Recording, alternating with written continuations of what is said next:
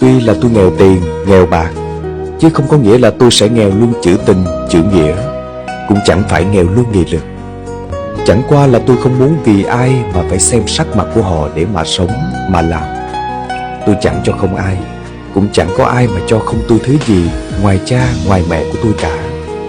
Vì vậy, nếu như sống tử tế thì tôi cũng sẽ thay thế bằng sự nhẹ nhàng.